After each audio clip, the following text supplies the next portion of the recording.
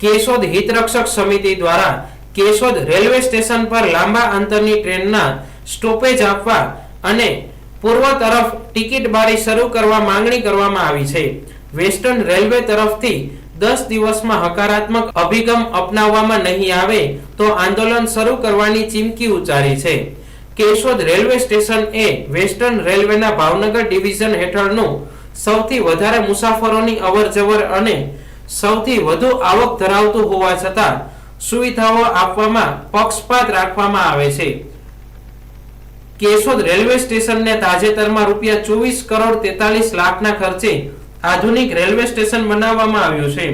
જેના કારણે પ્લેટફોર્મની લંબાઈ વધી જવાની સાથે હાઈ લેવલ પ્લેટફોર્મ પણ બની ગયું છે. સાથોસાથ ઇલેક્ટ્રિક લાઇન પણ ઊભી કરવામાં આવતા તેનો વપરાશ શરૂ થઈ ગયો છે. ત્યારે હાલ લાંબા અંતરની ટ્રેનો કેશોદ રેલવે સ્ટેશન પરથી પસાર થાય છે, પણ સ્ટોપેજ આપવામાં ન આવતા મુસાફરોને સીધી ટ્રેનની સુવિધાઓ ઉપલબ્ધ થતી નથી. કેશોદ હિતરક્ષક સમિતિના કન્વીનર રાજુભાઈ પંડ્યાએ લેખિતમાં વેસ્ટર્ન રેલવેના ઉચ્ચ અધિકારીઓને રજૂઆત કરી કેશોદ રેલવે સ્ટેશન પરથી પસાર થતી લાંબા અંતરની ટ્રેનો વેરાવળ હરિદ્વાર વેરાવળ વિશેષ train, Veraval Banaras superfast express,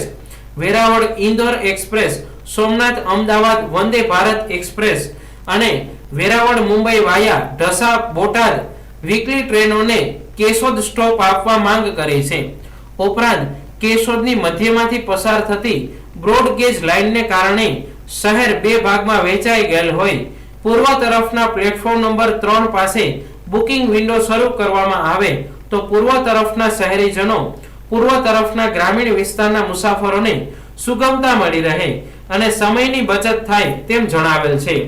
તેમજ પ્લેટફોર્મ નંબર 1-2 ના આગળના તથા પાછળના ભાગમાં અનરિઝર્વડ લોકલ ડબ્બા પાસે મુસાફરોને બેસવા સિમેન્ટના બાકડા મૂકવા પણ રજૂઆત કરી છે. વેસ્ટર્ન રેલવે વિભાગ દ્વારા 10 દિવસમાં હકારાત્મક અભિગમ અપનાવવામાં આવશે નહીં તો કેશોદ, માંગરોળ અને મેંદરડા શહેરની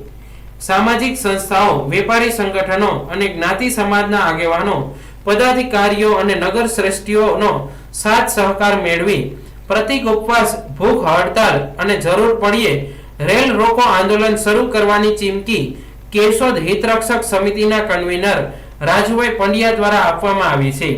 અત્રે ઉલ્લેખનીય છે કે કેશોદ રેલવે સ્ટેશન પર સુવિધાઓ ઉપલબ્ધ કરાવવા અને ટ્રેનના સ્ટોપેજ અપાવવામાં કેશોદ હિતરક્ષક સમિતિ દ્વારા રજૂઆત તેમજ આંદોલન કરી મુસાફરોની સુવિધાઓમાં વધારો કરાવેલ છે. કેશોદ હિતરક્ષક સમિતિના convener Rajubhai Pandya Keshod railway station ખાતે વડાપ્રધાન નરેન્દ્ર મોદી દ્વારા રકમ ફાળવતા 25 કરોડના ખર્ચે અદ્યતન રેલવે સ્ટેશન બનાવવામાં આવેલ છે. લાંબા અંતરની જે ટ્રેનો કેશોદ રેલવે સ્ટેશનથી પસાર થાય છે એ ટ્રેનોને આજ દિન સુધી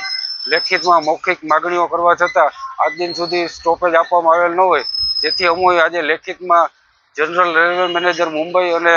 DRM ભાવનગરને લેખિતમાં રજૂઆત કરીને માગણી કરેલ છે કે કેશોદ શહેરમાંથી પસાર થતી લાંબા અંતરની ટ્રેનો, જેમાં મુખ્યત્વે વેરાવળ હરિદ્વાર, વેરાવળ બનારસ, વેરાવળ ઇન્દોર વંદે ભારત અને અમદાવાદ વેરાવળ વાયા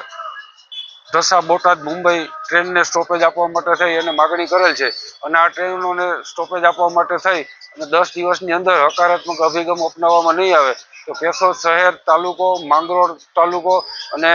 મેંદરડા તાલુકાના સામાજિક સંસ્થાઓ, વેપારી સંગઠનો, જ્ઞાતિ સમાજના આગેવાનો, હોદ્દેદારો અને નગર શ્રેષ્ઠીઓને સાથે રાખી અને પ્રતિક ઉપવાસ તેમજ ભૂખ હડતાલ અને જરૂર પડીએ રેલવે રોકો આંદોલન કરવામાં આવશે.